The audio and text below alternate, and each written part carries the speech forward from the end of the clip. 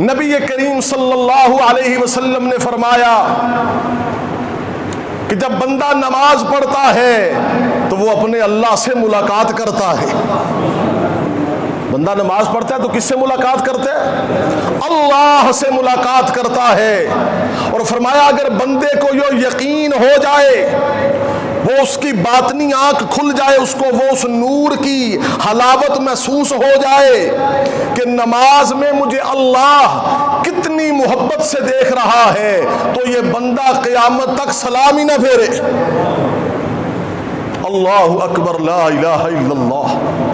اگر اس کو یقین ہو جائے نا کہ مجھے اللہ کتنی محبت سے دیکھ رہا ہے، اللہ کتنے پیار سے دیکھ رہا ہے حالت نماز میں، تو یہ قیامت تک سلام ہی نہ پھیرے۔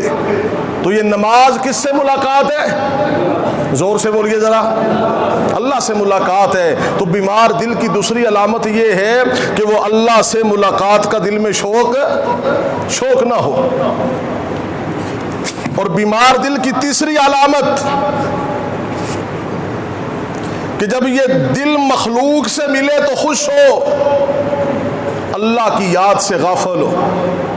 یار دوستوں میں بیٹھا ہے تو چہرے پہ بہار ہے، یار دوستوں پہ بیٹھا ہے تو گپ چل رہی ہے، بڑا جسم پر سکون ہے، ٹھیک ہے، مگر یار دوستوں کی ملاقات سے خوش ہوتا ہے مگر اللہ کی ملاقات کے لیے وقت ہے، یہ بیمار دل کی علامت ہے۔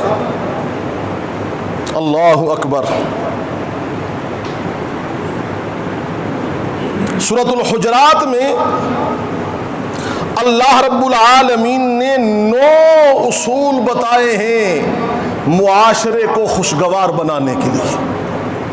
کتنے اصول؟ 9 اصول اللہ نے بتائے ہیں سورۃ الحجرات میں کہ یہ اصول جس معاشرے میں ہوں گے وہ معاشرہ خوشگوار ہو جائے گا، یہ اصول جس سوسائٹی میں ہوں گے وہ سوسائٹی خوشگوار ہو جائے گی، یہ اصول جس گھر میں ہوں گے وہ گھر خوشحال ہو، وہ خوشگوار ہو جائے گا۔ کتنے اصول؟ 9 اصول بتائے ہیں اللہ رب العالمین نے۔ تو بس میں اپنی بات کا اختتام کرتا ہوں، آخر میں پھر کہتا ہوں میرے عزیزو کہ انسان کا ایک جان کا دشمن ہے، ایک کیا ہے؟ جان کا دشمن ہے، اس سے بچنا بھی ضروری ہے۔ ایک ہمارے دل کا دشمن ہے۔ جان کا دشمن جان پہ حملہ کرتا ہے جسم پر تو انسان موت کے منہ میں چلا جاتا ہے، شیطان دل پہ حملہ کرتا ہے، ان سے انسان جہنم کے منہ میں چلا جاتا ہے۔ اور اللہ رب العالمین نے قرآن پاک میں فرمایا ان الشیطان لکم عدو، کہ بے شک شیطان تمہارا دشمن ہے، فاتخذوہ، اس کو اپنا دشمن سمجھو بھی۔ سورۃ الحجرات میں اللہ نے جو 9 اصول بیان فرمائے، جس گھر میں آئیں گے وہ گھر باغ بہار ہو جائے گا، جس معاشرے میں آئیں گے وہ معاشرہ باغ بہار ہوگا، وہ آئندہ جمعے کو سنتے ادا فرما لیں۔ وما علینا الا البلاغ۔